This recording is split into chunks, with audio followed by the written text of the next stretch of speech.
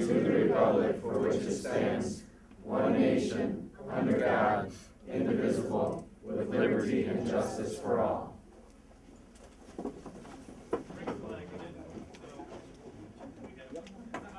Next order of business on the agenda for both 64A and 64B. So, Tony.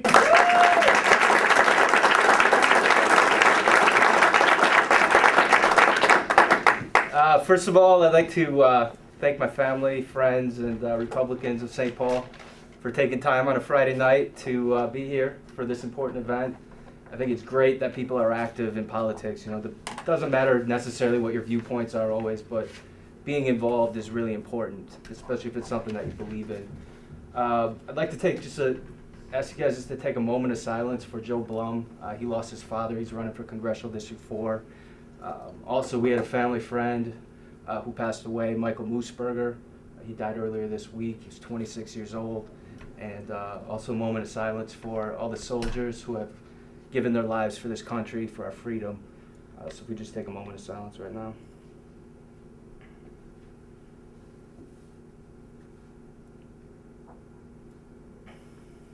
Thank you. Now, Mahatma Gandhi, he once said that if you have the truth and you want to deliver that message, you need to deliver that message with love. Because if you don't, the message will get rejected along with the messenger. And I'd like to take this time again to thank my family who's here right now, because if you want to know who I am and what I'm all about, really the core of me comes down to my family. My brother John, my sister Jackie, my father Tim, my mother Midge, my grandma Boland who's over there. I love you guys and I really appreciate your support, and so happy that you guys are here right now. I was born and raised in St. Paul. I was born on January 22nd, 1979, 6 years after the fateful decision of Roe versus Wade. My mom was 18 when she found out that she was pregnant with me. And I thank God every day that my parents decided to get married and let me live. I really think that that's an important right that we all have, whether it's going to be a prime campaign issue, I don't know about that, but it's something that I really believe in.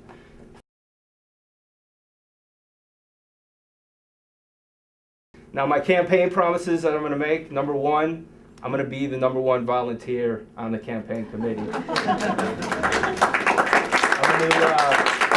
I'll make the most phone calls, I'll knock on the most doors, I'll make the most personal sacrifices, financial sacrifices, and do whatever it takes in order to bring a victory to Senate District 64. Like I said, it's been way too long. People are hungry for real change that we can actually define in terms of bringing money back to the families and putting more money in people's pockets. Another area that I think that Minnesota is going to really need help with over the next decade or so is education. I think that our education system is not serving the students of Minnesota well. You know, people always talk about job creation and how we can create opportunities and job growth and economic growth. I believe that it starts with the students.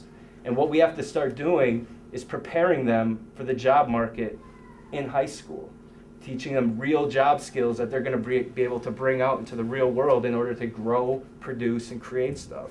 Because that is the answer.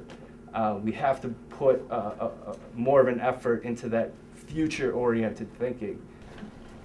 Yes, sir. Tony, a little bit about your background. Sure. Yeah. Well, I mean, I was born and raised in St. Paul, Minnesota. I was born right by the Barrett family, Rose and Mrs. Barrett, Mr. Barrett, Juliet and Fairview.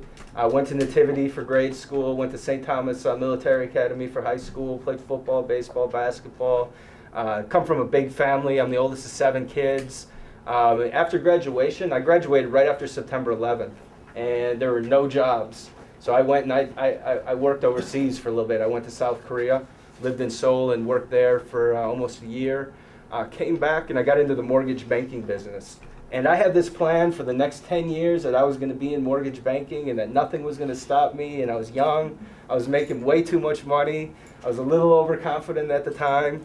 And I learned a great lesson about life, though, is that it doesn't always go how you plan. And I was in Kentucky for one of my best friend's weddings. On the way back to the airport, and somebody threw a rock from a bridge. It was like a nice 12 to 15 pound rock, and I was in a car that was going under that bridge. And I'll never forget it. I was right in the middle of a Bob Marley song, We Jam, and I was singing it. You know, I was on top of the world. And it crashed through the windshield, dragged along the dashboard, and it smashed me right here. And it felt like somebody shot me, and that was my first thought. My second thought was, I'm going to die.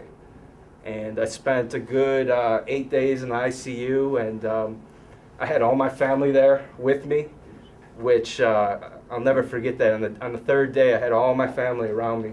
They all had their hands on me. The chaplain from the hospital was there.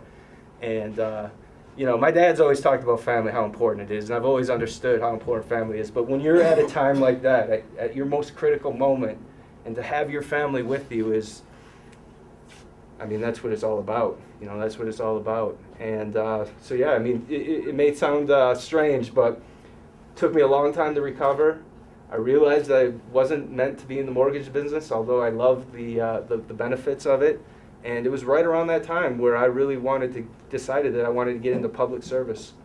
And, you know, there was a lot of political things happening around me, and I really started to focus on economic stuff and banking history and, you know, some foreign policy stuff, international banking, and that's kind of where I discovered my calling.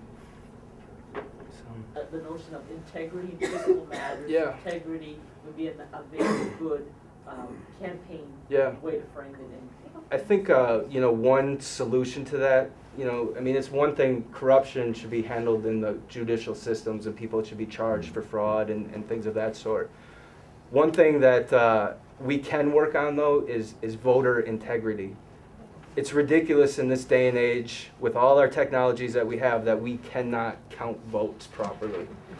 I mean, literally, like we can send millions and millions of dollars across seas in the blink of an eye, but we can't count votes properly. How many more elections do we have to have decided by lawyers? It's one area I think that we can rid corruption, is to have an honest voting system. That way we'll get honest candidates. But the financial part of it, you know, I already have some fundraisers lined up, have some plan of actions lined up in order to raise the necessary funds. But I also believe that if we're going to be the party of fiscal responsibility, it starts with the candidate. Any money that's donated to the committee obviously is not going to me. It's going to be used cost efficiently. And we also have marvelous technologies right now where we can get messages out at literally zero cost. You know, using email marketing strategies, database management, YouTube videos, Facebook, messaging, Twitter. There's a whole variety of ways that we can get a message out to this district in a cost-efficient manner, and I definitely plan on using those types of principles for the campaign.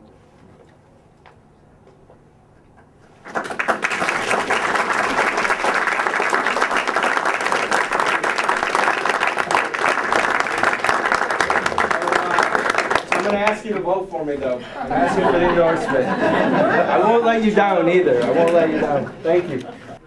Now you take the standing vote. So we'll take a standing vote on endorsement of Tony.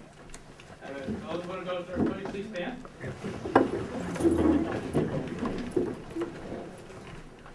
Please more than 60%. Please see it. The endorsement passes.